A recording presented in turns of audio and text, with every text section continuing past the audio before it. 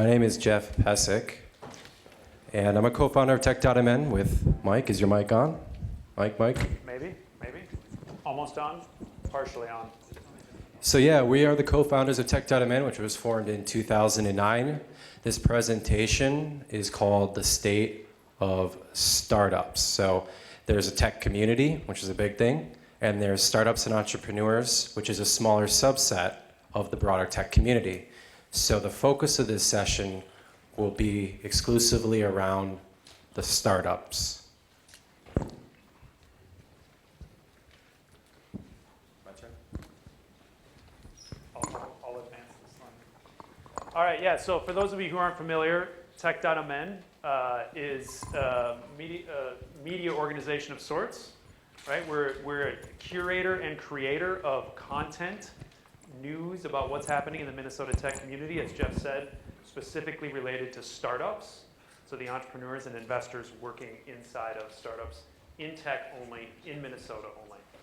We have a platform that consists of news, data, centralized calendar of events about anything and everything related to tech and startups in the Minnesota community for kind of a one-stop shop to find out what's happening and when. And we have a jobs board with jobs related to, guess what?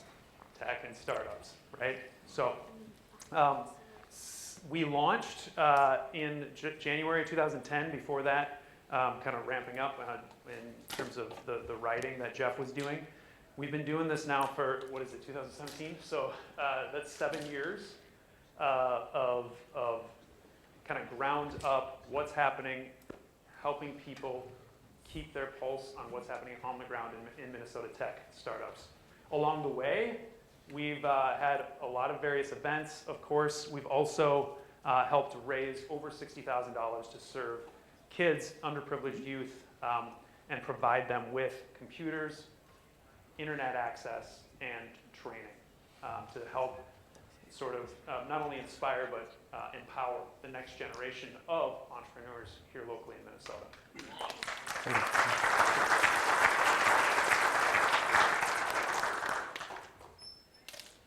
Full disclosure. Who thinks it's important that somebody who publishes media, news, content, and information informs their audience about who pays them? At least 10% of people. All right. Yeah, like 90-10, huh? We're the only media company in Minnesota that discloses who pays us. We believe in transparency, and like you, we agree it's important to know who pays. So these are the sponsors that we currently have. We've had some come and some go. We'll have, future will change and rearrange. But at any point in time on our sponsors page on tech.mn, we maintain, and that's current as far as who our sponsors are, where they're sponsored on the site, sort of a thing. But generally, we believe in transparency and disclosure around who pays us. And we wish that other business media publishers would do the same. So a couple of definitions that we are going to operate on here in this, for the sake of this session in tech.mn, broadly speaking, for those who visit the site or who may visit the site in the future. Words mean different things to different people. We think it's important to define what we mean when we use certain words. Technology, IT, SaaS, web, mobile, hardware, applied in a variety of areas like healthcare, fintech, security in the enterprise, consumer technology, civic, sports tech, IoT, edutech, etc. The list goes on. We've identified about a dozen subcategories of technology as far as the application goes. It's important that you also know what we're not. We're not clean tech necessarily. We're not medical device or life sciences or bio or pharma technologies. Technology is a big umbrella, and we want to be very clear with our audience around what we mean when we use the word technology on our site, what the scope of that is, what that spans. It should be clear in our content based on, of course, what we publish and the data that we do have, but I want to lay that out there for the sake of this conversation. Entrepreneur, we also think that's a word that's been used and abused. It's very easy for us to say that word or have a conversation about entrepreneurship, and two people maybe are not on the same page as far as what that really means. And so for us at tech.mn, we've defined entrepreneur as somebody who identifies an economic problem that it has economic bearing, forms a for-profit business, to solve that problem using their own resources, and they are remunerated relative to the risk that they've assumed and the value that they're delivering to a customer. So there's a couple key things in our definition of entrepreneur that we stick to, and that's what we're going to use for the sake of this conversation. It's not right or wrong, it's just what we believe entrepreneur to mean.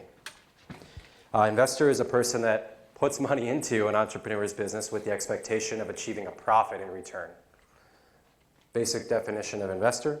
Lastly, startup. We consider that to be a newly established business that is set in motion. Now understand that the topic of this session is state of startups. That can mean different things. Some startups, where are the lines drawn? There's no exact science to this. It's very important to know that. So in a general sense, a new business that's been set in motion. When is a startup no longer a startup? Are all startups created equal? There's a lot of questions that create more questions around these. We just want to establish some framework around these definitions. Mike, do you want to talk about how TextItemN works? Sure, yeah. So really just high level, so you guys kind of understand how we approach this. First and foremost, we start, as you know, most of you know, by just telling the stories of entrepreneurs and all the various stakeholders that are associated with them, primarily the investors as well, right? So telling the stories, getting the message out, does a couple things. It's important in any market for people to be aware of what's happening, right? I think one of the really cool outcomes that we've seen over the past 6 or 7 years is people have a better and broader understanding of what's happening or what isn't happening here locally than in 2010. True story, when we started, we thought ourselves maybe we'd be out of things to write about 6 months in when we launched in 2010. That turned out not to be true at all. We've been busy ever since and writing ever since, right? So we tell the stories. Through that, we're capturing a bunch of unstructured data, right? We're taking that data, we're synthesizing that data, collating it, coalescing it, collecting it, a bunch of other C's, right? Put some structure to that in whatever way we can, right? Who's raised what, how often, how many co-founders are there, what industries are there in, what milestones have they reached, what other media about them, and then we're working to present that back to the community in various forms, through publishing, through conversations like this, etc. At our best, we are, we're aiming to be the kind of a digital infrastructure, if you will, around data in tech startups in Minnesota to help with those conversations, help people keep a pulse on what's happening. Yeah. Go ahead. Well, transparency in the market is very key. When we formed TextItemN back in the beginnings, one of the biggest problems that was standing out was lack of transparency into who was doing what. There's a lot of duplication. Entrepreneurs across the street doing the same thing. Investors and entrepreneurs were frustrated. Nobody really knew, the lay of the land. So we've definitely been able to identify that which is happening and progressing in the startup and business aspect of technology and put that together and make some sense of the narrative and ground it off of facts and realities. You can have as many different answers as there are people in the room as to what the impression of Minnesota's technology community is. What we're actually caring about more than anything is what is the reality? What are the facts saying? Not the opinions of this person or that person or us or anybody. What are the facts? So we've gone to great lengths to build a system that enables us to suck in, tell the stories, to suck in the data, and make that data work and tell a story, frankly. And it's growing quite tremendously now, I think, as a reflection or testament to the entrepreneurs that are out there doing great things. And to that extent, we've cut about 200 startups in the state of tech startups, particularly in the state of Minnesota, at any given point in time. Now, this is difficult. A lot of times founders don't want to admit that they are not in business anymore. They go off the map, literally, or they decline to talk on the record about their private business matters, which is certainly their right. So this number fluctuates depending on how you define startup, where you draw the lines, and the best available information at any point in time, insofar as who's active. And if they're actually growing is another question too, right? Where's the action? You're looking at it. 90% Minneapolis, geographically speaking. This is based on mailing, home mailing addresses of the place of business for these companies. That speaks for itself. Any questions or thoughts around that? So one of the things, so Jeff mentioned a couple times, conversation, since there was dead silence right there. One of the things we want to do this session, because we're almost out of slides, intentionally,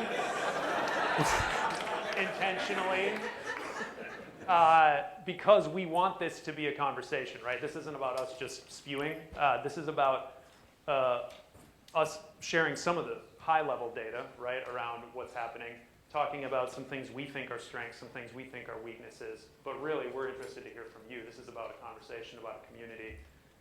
We're just telling some stories about entrepreneurs, and we're collecting data about the entrepreneurs. But this session is really meant to be a dialogue, because we want to hear from those of you who are in the community as well, alongside of us and working as entrepreneurs or supporting entrepreneurs. A few things from our perspective quickly that are going really well. This is a cool stat.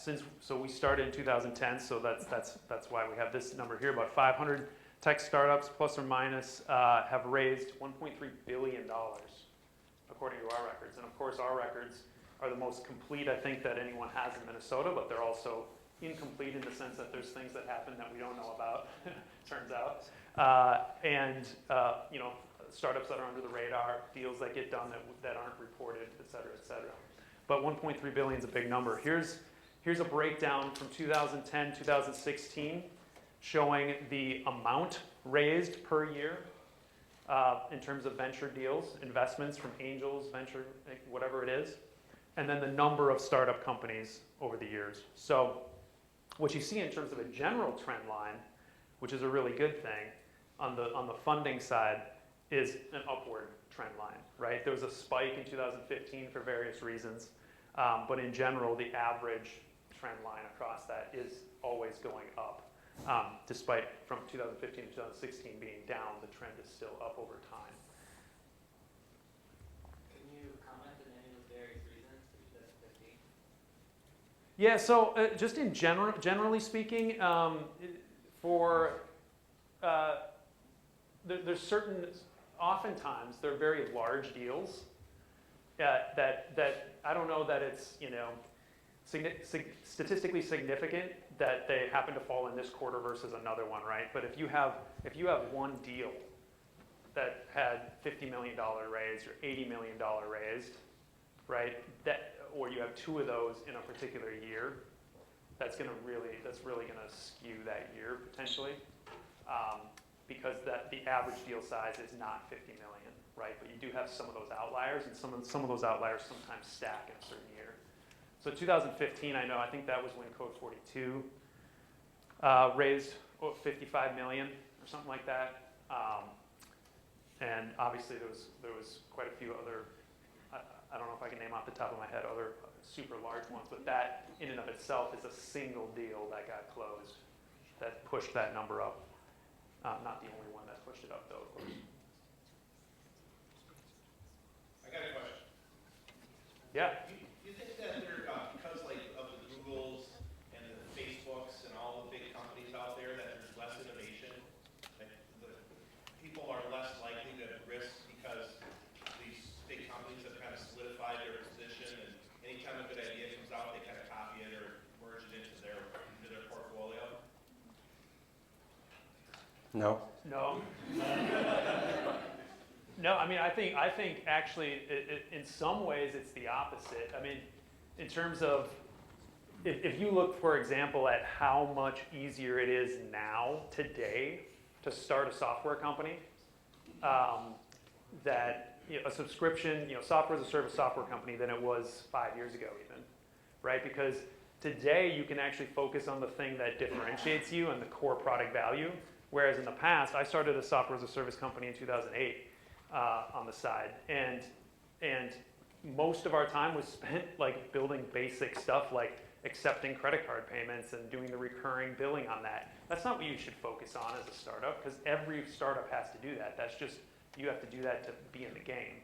So now that there's other services, partially because Amazon has a bunch of great web-based services and other startups that build services on top of those that you can then build on top of, right? You're able to get to market more quickly. So innovation you can actually focus on the innovative part of what you're doing as a startup. So that's one, you know, angle at it. In certain verticals, certain industries, certain modalities, I think personally, I think there's, there's certain things you don't want to do because, yeah, if that's just a feature that Apple Maps could add on their next release, that's not a great startup idea, right? But that doesn't mean there's fewer great startup ideas. One of the aspects of strength that we see in the startup community is the diversification of startups segmented by industry vertical. And this simply illustrates that. It's very diverse. There's not a strong dependence on any one, really. Some are larger than others. But this is 10 or 11 categories, and there's a couple more that have, that aren't represented here as well. Smaller ones, of course. But the breadth of the startups that are commercializing their technology and growing and scaling is coming from 360 degrees. And we think that's a great asset for Minnesota. To the contrary, for better or for worse, we're very B2B driven as a startup community, without question, about 75% B2B, 20, 25% perhaps B2C, as far as the sales and distribution model. Do you have a question?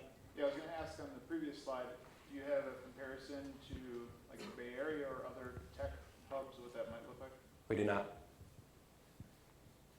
Go ahead. Actually, also on the previous slide, in terms of how that distribution has changed over time from what we were seeing 6 or 7 years ago. The data exists. It's not here though. Yeah, it's a good question. I'd love to see that visualized, actually. Yeah. We should do that. One of the things that we thought about was we could do this data analysis, we could look at it this way or that way. But when you ask a question like that, it suggests that may be a direction of something that we can produce on TextItemN with a little more investment, knowing that there's more of an interest. And we just picked up some high-level stuff, but also, too, we want some feedback on what data you want to see that we can actually invest our resources in to procure and to present on TextItemN, as opposed to just guessing, because it takes a lot of resources to even manage and maintain the data, let alone to dig in and then extrapolate and package it right. Go ahead. How many startups are represented in this? Approximately 200. Yeah. Yeah, and it's also like it's an imperfect science, right? Because if you flip back real quick, Jeff, like if you're doing a sports tech startup, you're building a software product to help sports tech organizations with security by gamification, right? Like, what do we put you in? Right? Like all the things. Yeah. So it's actually really imperfect. So this is like plus or minus like 100%. So like Disclaimer. Don't hold us to this. Yeah. Disclaimer. So another thing we look at, is measuring what's coming in as far as capital investment that we talked about, the 6 years of analysis, and also what's coming out, liquidity and exits, and what the output is at the end. What's the end game there of that life cycle of that corporation, of that venture? So we also been tracking for not as many years, but for 4 years now, Minnesota Tech M&A activity. You're going to see, the number of companies, number of transactions. I'm sorry. On the column there, and then on the row is just year over year. But every year, it looks like there's about 40 to 60, and of course there's always some that we don't catch that are, obscure or not disclosed or what have you. We're not naive enough to think that doesn't exist, but this is probably 80 to 90%, right? Just like the fundraising numbers. This is a worst case scenario. There's been more M&A activity than this. There's been more fundraising activity than what we reported on. We do our best to be as thorough and comprehensive and consistent as we can on these, but there's always going to be a higher amount. So M&A output at a high level over the last 4 years. One of the things we'll be analyzing this year is how this, same with fundraising, but M&A and how it breaks down by vertical. Was there a really large amount of security acquisitions or sales, or was there a really a unique amount of fintech deals that had happened? It'd be interesting to kind of look at it from that perspective too, to get more of a trend analysis on what clusters this consists of, right? Okay? So that last graph seems similar to The fundraising? raising money. Mhm. Is there anything statistically significant on the 2015 and 16 decline? It's tough to say. I think that, you know, it depends on who you ask. We definitely have been asking those who are really close to this kind of stuff. And I can say that the only consistent response we heard was, you want to guess? Especially in 2016, Q3 and Q4? Yeah. That's the one consistency that we heard was uncertainty surrounding the future and a little bit more conservation around maybe aggressively investing or buying during that time to wait and see. So if it were to mirror the public sector investing, then we should see a big uptick in 2017. If it does that, yeah. Yeah, go ahead. Sorry. In the earlier graph, Okay. you had the further back on the actual investment. Yep. Do you have any information about where that investment is coming, and what percentage is from Minnesota-based investors versus others that might help entrepreneurs figure out where the hotspots besides Minnesota would be able to find from? Yeah, that's a good question. We do have that data. It's not in this session, in this report, but we do have that data. If you're interested in it, or if anybody listening is interested in it, ask us or email us. If we know that there's more demand, again, for certain things, it justifies our investment of time to go pull all that together. Because it's archived, it's there. We need to know that there's a demand for it before we can just go ahead and go for it. It's a really good one, though. I think you're onto something there.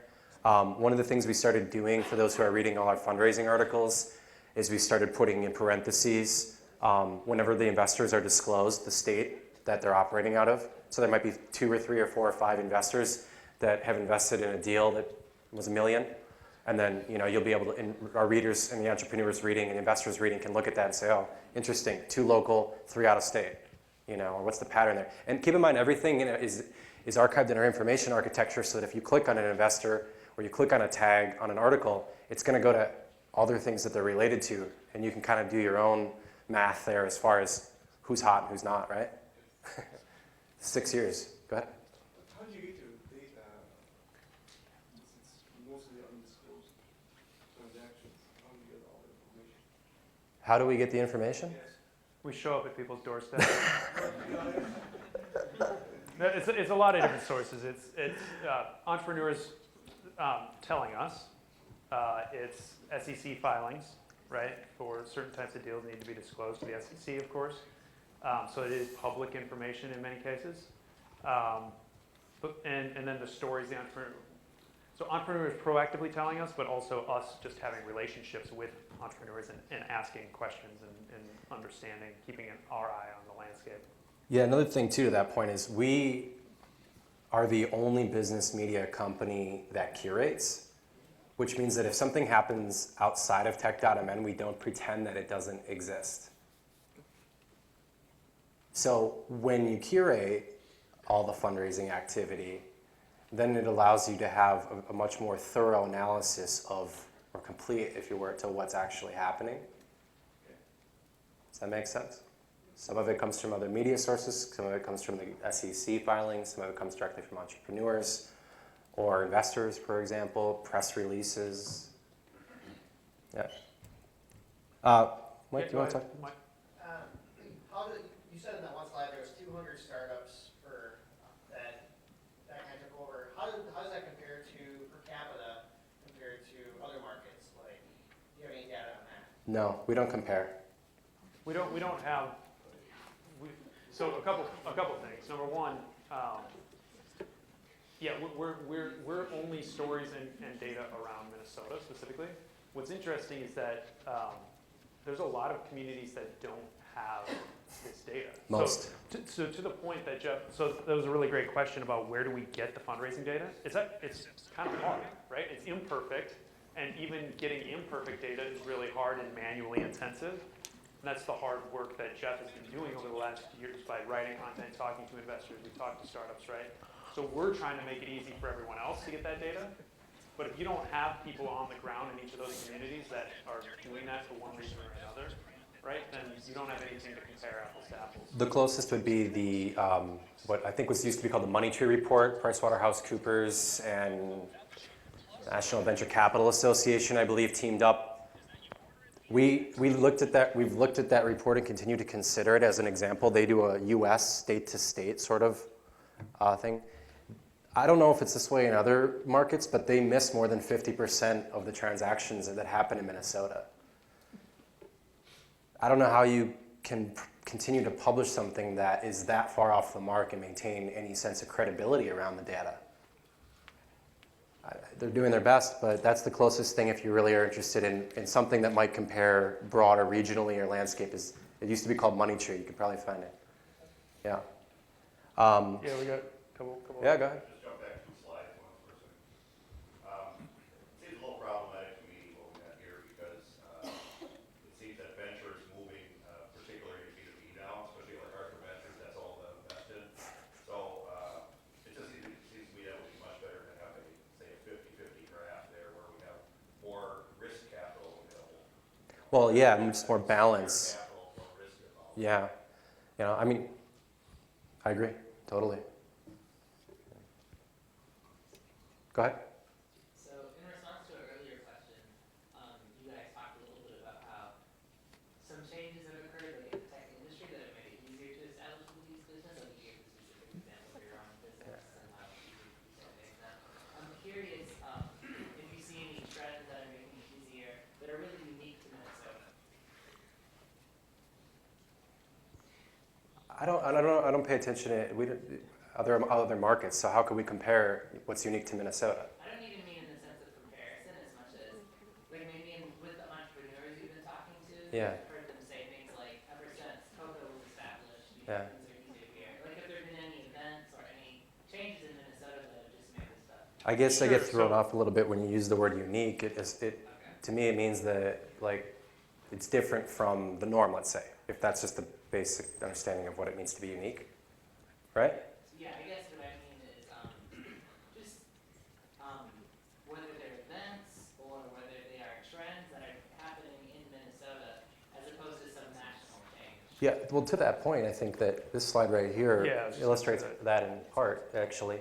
Well, I'm glad you asked that because I think one of the other strengths that we wanted to point out that we've been talking about here is what we've seen anecdotally, right? But is momentum, and from 2010 to 2017, whether that's the number of startups, right, or the amount of funding, or the number and quality of events, right? So you have a significant number of additional really high quality, really well attended events, as one example, in Minnesota in 2016 versus 2010, as it relates to startups in tech, right? And that's that's not the only metric that matters, or even in the top 10 necessarily, but it's a great proxy for what is happening in the entrepreneur community and people getting involved, going out, making connections, collisions, right, and participating. And is our community expanding and growing?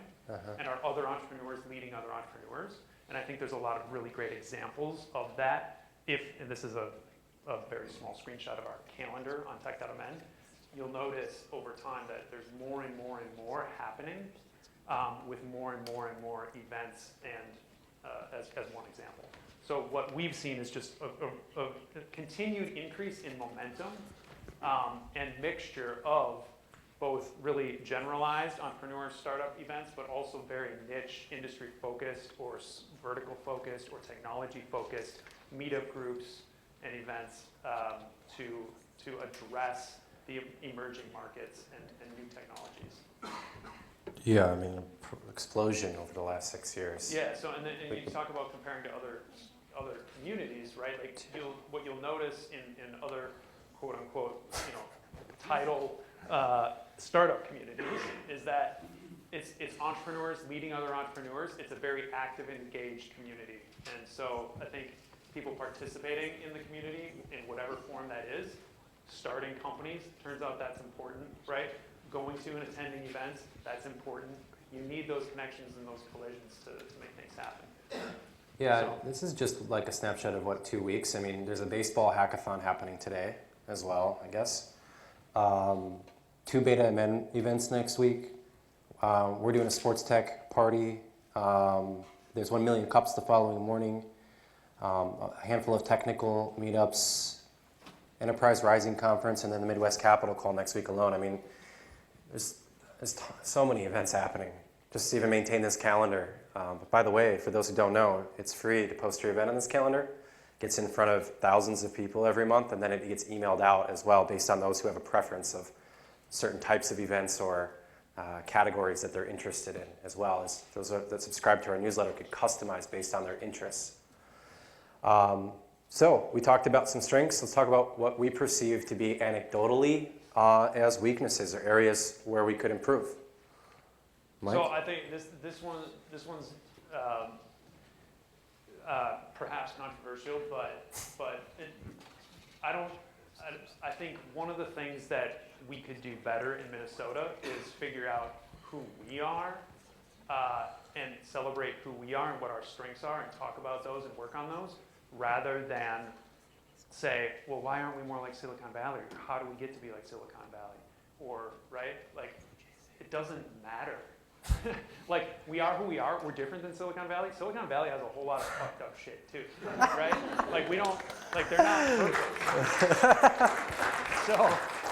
So instead of the conversation focusing around, well, how does this compare to this? Or how come, you know, they have more startups or they have more investors or whatever, we could focus on all of the strengths that we do have. Not that we shouldn't talk about the weaknesses, as we'll do right now, you know, and we want to talk about both and hear from you guys what you think too, obviously. But one of the things I see consistently is more kind of critique about what happens in Minnesota than creation of something that would actually move things in Minnesota forward. And there's a huge difference between critiquing and creating, and we need more creating. Keep in mind, I can talk on the phone with an entrepreneur and do an interview for an article and hear from them how they've been banging their head against the wall, how frustrated they are by the fact that there's no money here. They can't raise money. And then the next article, the next conversation I have with an entrepreneur is about how they were able to get the resources that they needed. So it's all about, you know, adaptability. And if this environment isn't designed for, well suited for your kind of technology or your outlook or your vision, go somewhere else. Go where you're going to be successful as an entrepreneur and be happy as a person. That's what matters most. So, you know, that's all I'll say about that. Now, Minnesota is also known to have some Scandinavian heritage. And for those that want to talk about culture, as I understand some do, one of the things I've observed that I have to be really honest with you and, you know, about, is no way around it, is a weakness I think that exists that goes often left unsaid. And there's an entrepreneur another entrepreneur brought this to my attention. I didn't know what it was. I sensed it, I saw it, I heard it, didn't know what it was, but take a moment, for those who might not be familiar, as I was not, about, I guess, what could be pronounced as the law of Jante. It's a Danish word. Does anybody speak Danish would like to correct me? Okay, we'll assume that's how it's said. Just that.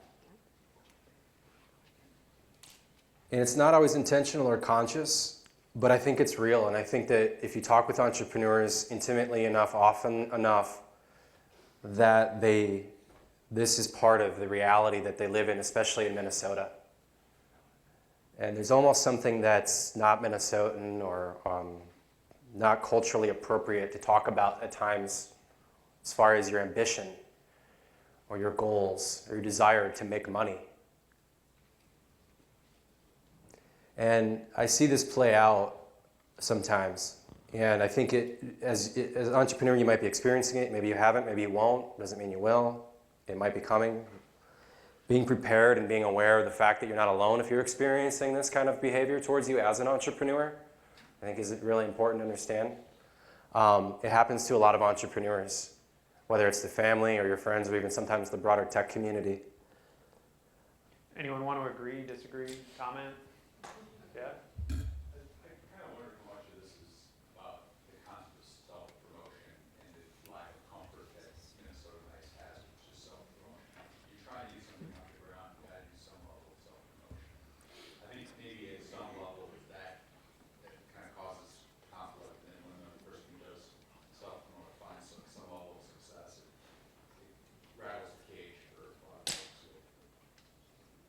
Could be. Yeah. Go. I guess I would push back and say, is this impeding growth for our startup community? Is this, I agree with you on the self-promotion aspect, right? In that way, we work with a client who is not from here, who's learning just a year how much this culture is, and what he likes to talk about is hustling. How do people hustling? How do people sound cigarettes on the corner? He's from LA, New York, but I mean, like he really feels like that's the way, but he doesn't get as many people coming in just selling them stuff. You know? Yeah. Yes, he gets salespeople because it's a bar, but it's not the same as this. I don't know. So I don't Sure. know that many Yeah. people. No, good thought. I'll respond to that.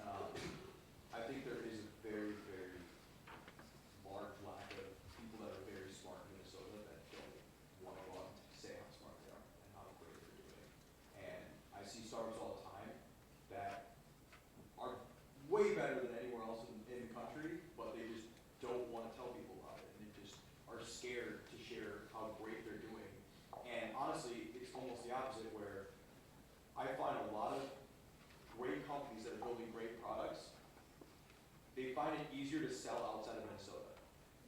And they're free products a lot of times, and like, we're just like so scared to help other people grow and like feel successful, and we're always like, I kind of want to see them fail.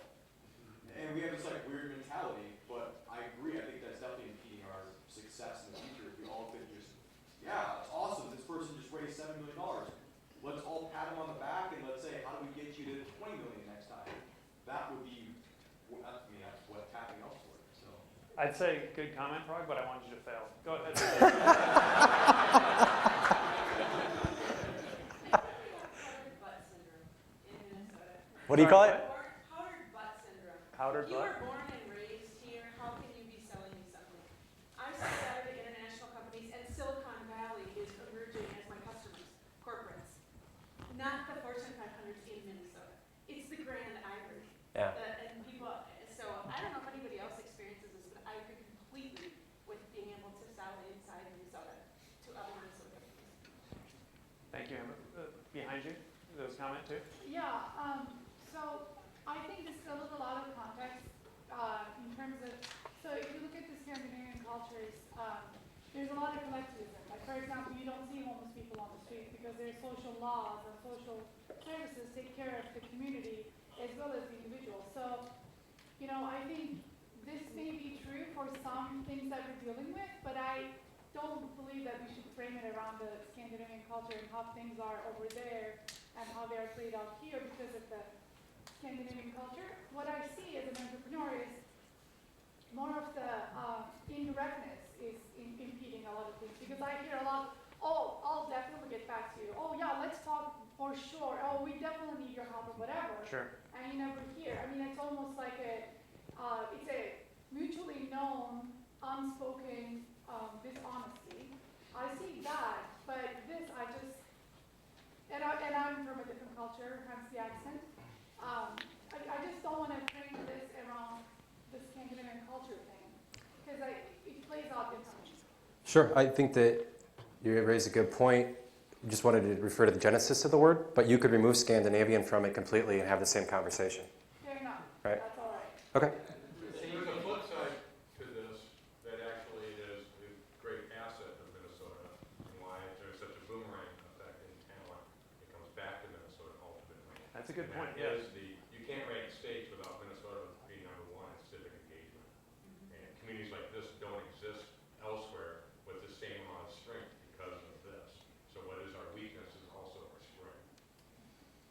I was going to add, if you don't mind, Jeff, the same inability or to communicate success and celebrate success, the same things would be said about failure and our inability to really talk about failure and why that's important and how you failed and what there is to learn about that. So, which in my opinion is as valuable or more than being able to celebrate successes. Dave? So there's this Paul Graham essay some of you might have read called Cities and Ambition, where he talks about different communities have different ambitions. In Silicon Valley, it's to be this technical leader. In Boston, it's to work in education. In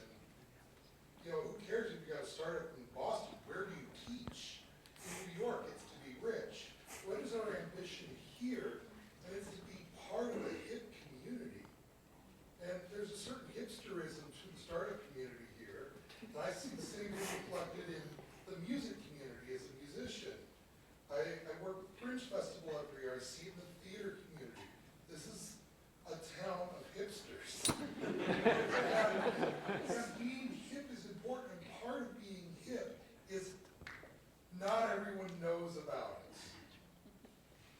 And I think that actually plays. So you're saying that's the positive side of this, a strength of The positive side this. is this is an incredibly great place to live. Again, Yeah. number one in all of these measures, like bike lanes, we have the most bike lanes in the country. If you're a bicyclist, you could be a great hipster here. Yeah. But I think part of our cultural issue around startups and about the don't brag too much about it is it's an insular community. We want to keep it an insular community. We want to be a little isolated. So, it surprises me then that we don't see more successful B2B businesses, because it seems like you could create this self-sustaining organism, right, of Minnesota-based B2B businesses, but it's not what we see.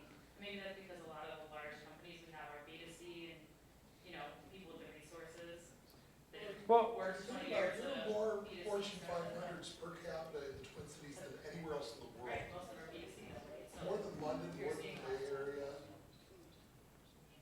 No, go ahead. I just do a 5-minute warning, maybe? Is it 5 minutes? 3:50? Or now? Yeah, Oh, sorry, I didn't see that.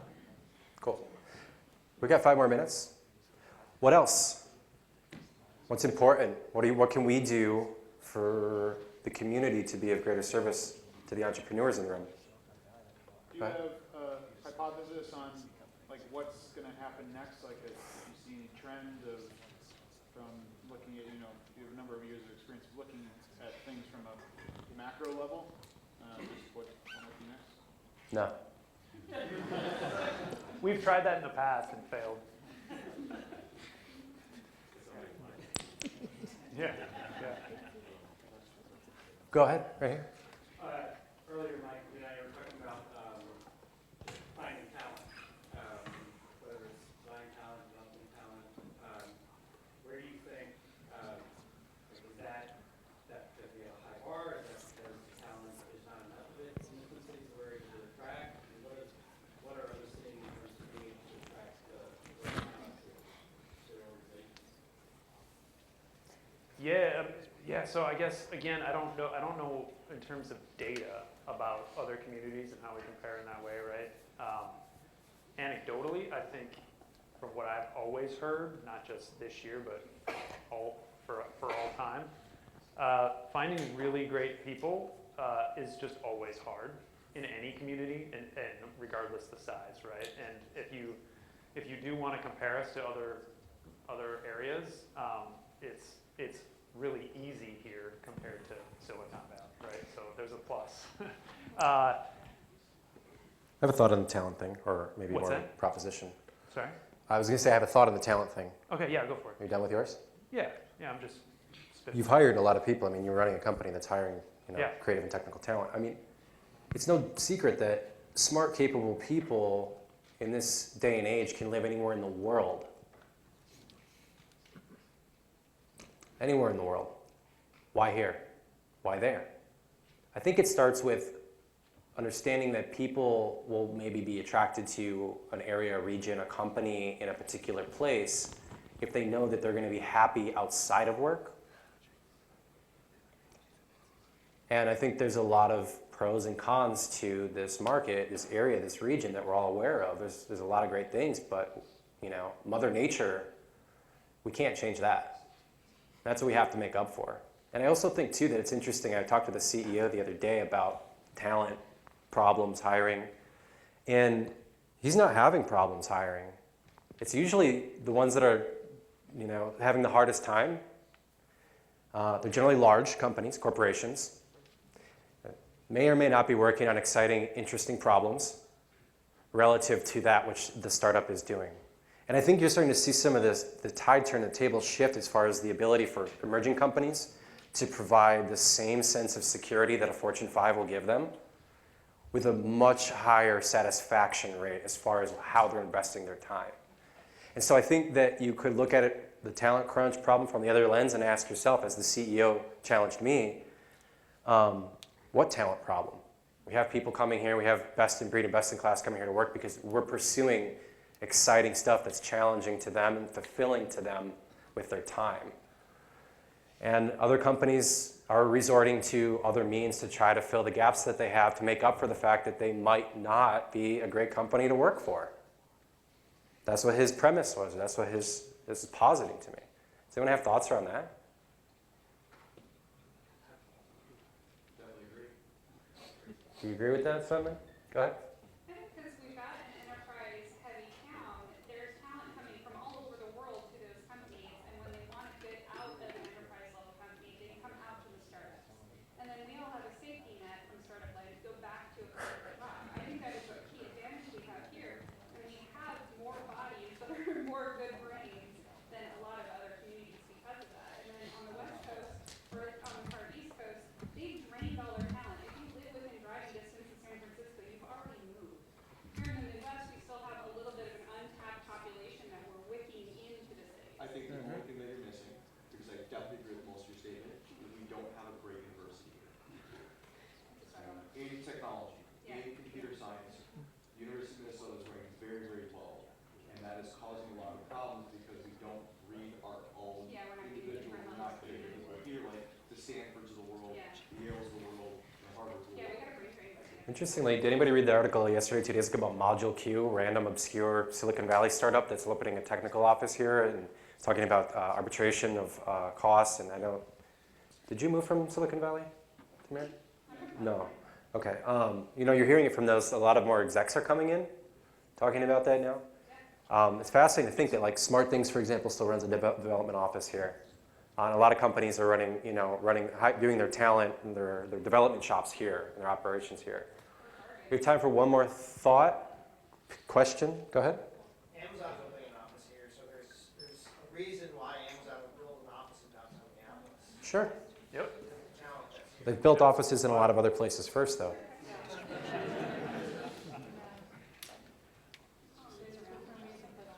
Anyone else? Yeah, go ahead. I just You've talked a lot. one final, solution, more of a solution or. The final solution. Bring it. You mentioned failure, and I think that's super important. And I think one of the hardest parts about being a quote-unquote entrepreneur or a startup is getting feedback to get to failure as fast as humanly possible, right? Like, I think the most successful companies in the world, they're starting stories about failure, and then like realizing how terrible they were, and then changing it because of feedback.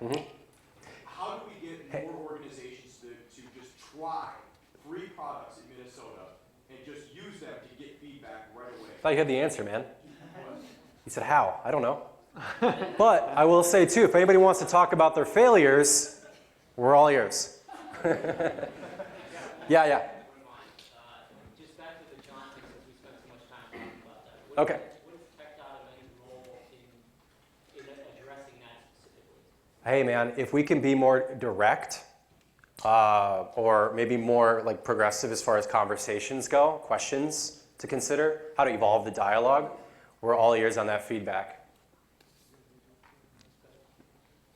Cool. Thank you so much.